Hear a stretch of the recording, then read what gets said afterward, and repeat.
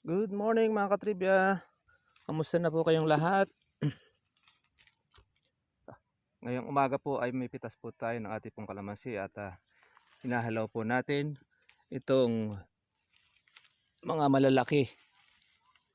Yan, para hindi po siya umover at makalaki naman po itong ating mga gasares at gaholin. Yan. Napakarami nitong ating pang October. Tsaka itong ating pang September.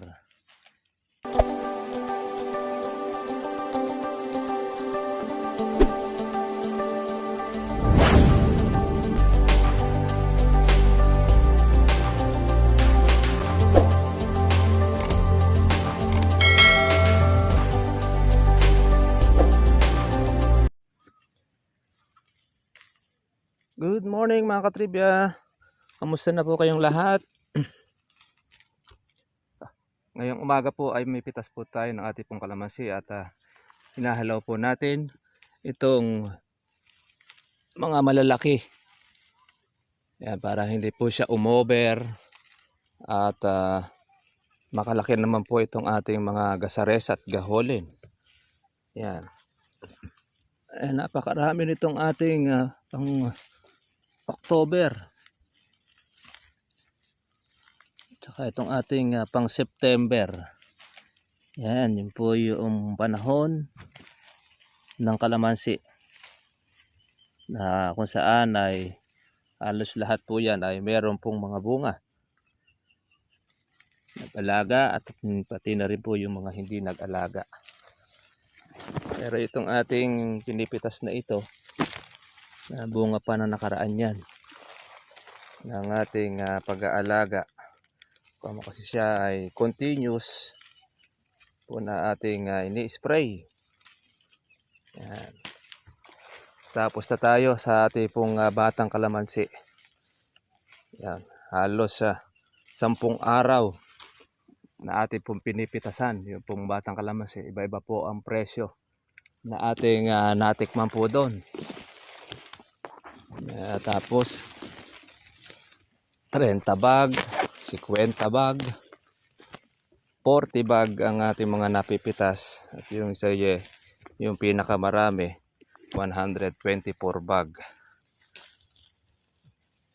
Yung ating batang kalamansi, maabot po ng 492 na red bag ang nakuha. Kulang-kulang 500. Kaya sulit na sulit. Yun ninyo, 2 taon at 4 na buwan pa lang. Yung kalamansi natin na yon ay nakakuha na tayo ng ganong karami sa 2,000 at 200 puno. 2,500 po sana lahat yon, kaya lang nagkamate po yung iba doon po sa ibaba ng ilog.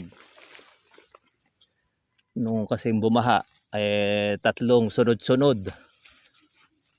Tapos ay nag-stay pa yung tubig. Hindi kaagad nakatuyo ang lupa.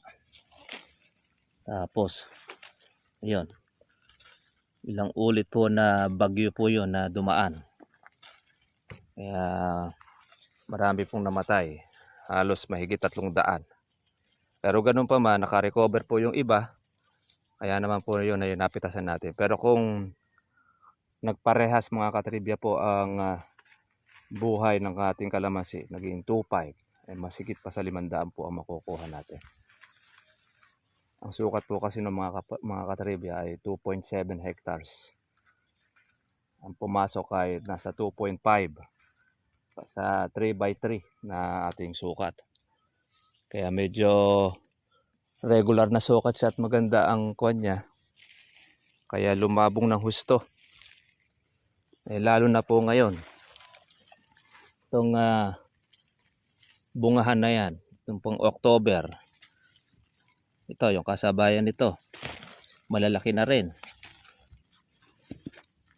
After po noong maramihan na yun, meron ulit tayong inaasahan na mapipitas mga ka-farmers. Kaya matututok uli ang ating pong mga tagapitas doon. Buti nakisama panahon at hindi po siya umulan. na madalas.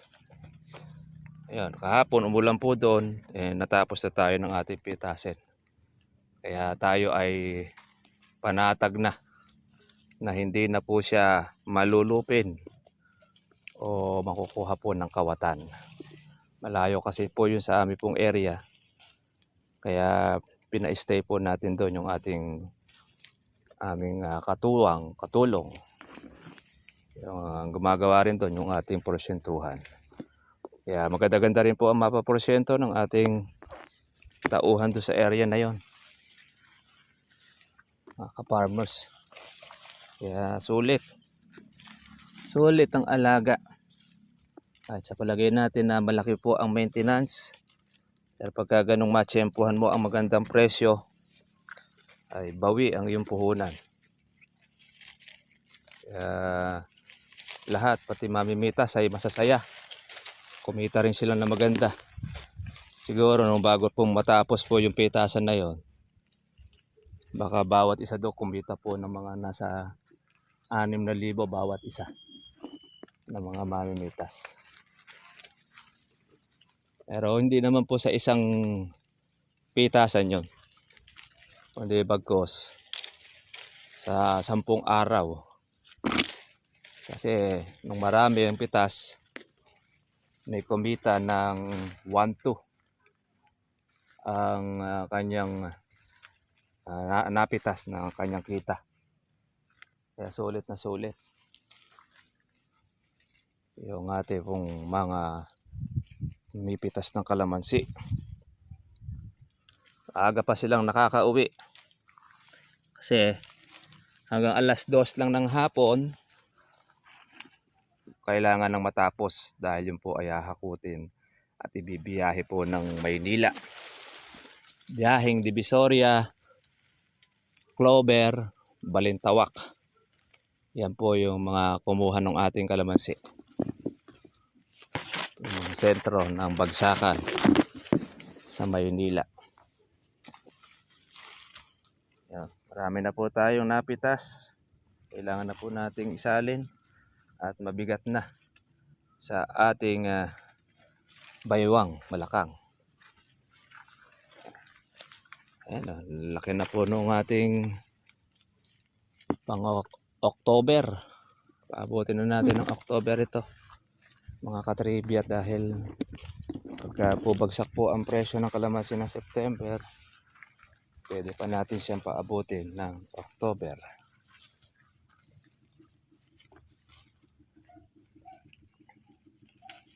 Kaya pagka pumitas tayo, may maiiwan tayong hindi po nakita. Kaya pagka binalikan natin, ayan, nakukuha na siya. Bigat na. Ito mga ka-farmers po, yung ating pangalawang red bag na pinipitas. Ay grabe po ang init ng panahon. Ito, ang puno nito mga ka-farmers ay mahigit 20 red bag. Kaya kulangan naman po tayo ay siguro mahigit mga 10 or kulang sa 10, dahil pipilihan po natin ito ng ating hinog para po doon sa ating pangalawang red bag. Kaya lang po tayo ng konti dahil napakainit. Yung pong singaw ng araw ay grabe. Wala po siyang ulan, tsaka po yung umulan po kahapon. Yung sinisipsip po no matinding init po yung ating basa, yung lupa. Kaya dito muna tayo sa ating lilim sa may puno. Tapos pipilihan muna natin itong ating pong napitas para po malaman po natin kung gaano pa po ang kulang nitong ating pinipitas na kalamansi. Itong area po natin ito mga ka-farmers ay nakuha na rin po natin po yung marami. Kumbaga ito, pinupulot na lang po natin o hinahalaw yung pong mga natira. Yung pong basal nito ay yung pong ating pang October. Pwede na siyang mapitas po ng September, pero standby lang muna natin. Pero kung mataas ang buwan po ng September at malalaki na ito, pwede na po natin itong mga ka-farmers po na pitasin. At ito siguro sa kabilang buwan, sabugan na rin po natin ito ng ating organic fertilizer. Doon po sa mga ka-farmers po natin nagtatanong kung meron pong tindahan o market nito, yung organic fertilizer, Sir Marvin. Wala pa po. Doon pa lang po mga farmers po doon sa Kabanatuan, sa Kalibambangan. Nueva Ecija, doon pa lang po tayo mga farmers kumukuha doon sa mismong direct. Kung malapit kayo mga farmers dito sa Nueva Ecija, pwede po kayong sumubok dahil napakamamahal po na pataba po ngayon. Kakahalaga ngayon ng 3,000, isa may 3,500. Ganyan po kagrabe ang pataba. Ito naman pong atin, di po ito mga farmers po pahuhuli dahil ang ganda po ng epekto nito sa ating kalamansi. At nasubukan po natin ito mga farmers doon po sa ating bata na marami po tayong nakuha. At nung kulang-kulang 500 red bag ang napitas po natin mula noong tayo po yung nagsimula. Paano mga farmers? Sige po, tayo po ipupunta na po dun para po mapilian natin itong ating mahigit ng kalahating bag para at least malaman natin kung ilan pa yung kulang.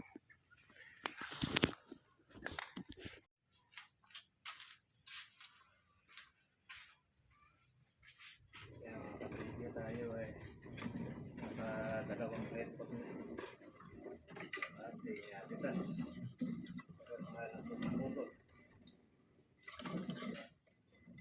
Kasi mahal. Hindi naman ang kalamansi pagka walang ganong makuha, mataas ang presyo. Pero pagka marami naman, mababa ang presyo niya. Importante meron tayong napipitas.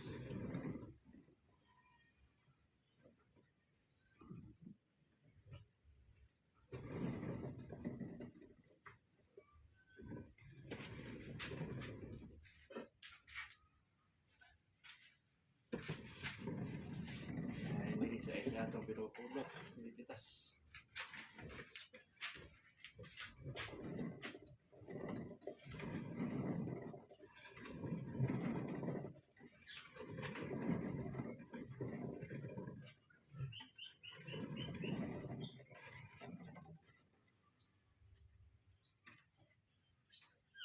Ulit naman ang ulit ngayon.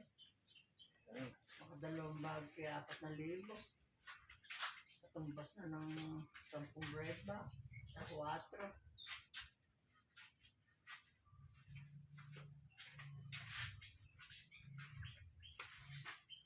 Hindi ba alam mo pa ito? Siguro ka upo lang. Hindi nakakasigurado mamaya nga. Ito yung ating dilaw. Ayaw kumain. Ulit na ulit yung ulam. Ito na yung ating napitas.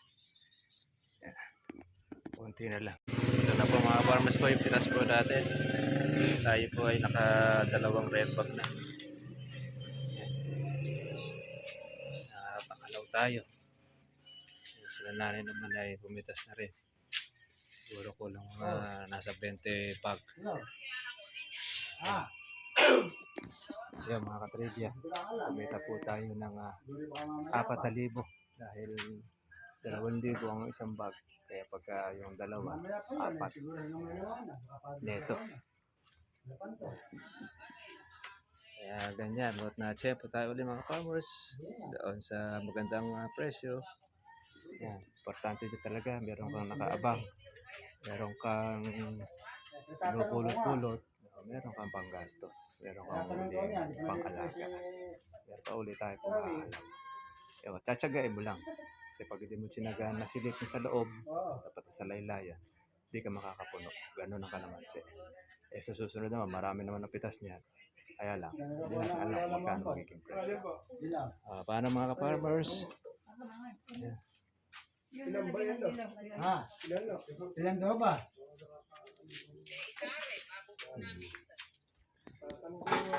Yan. Tatanong ba niya? Tayo po ay paalam na. God bless you lahat. Bye-bye.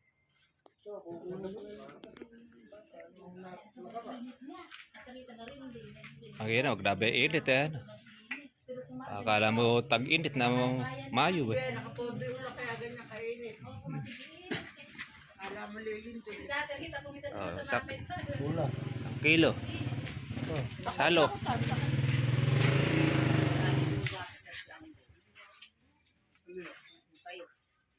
walang oras. Wala pa. Dalawa lang din natin.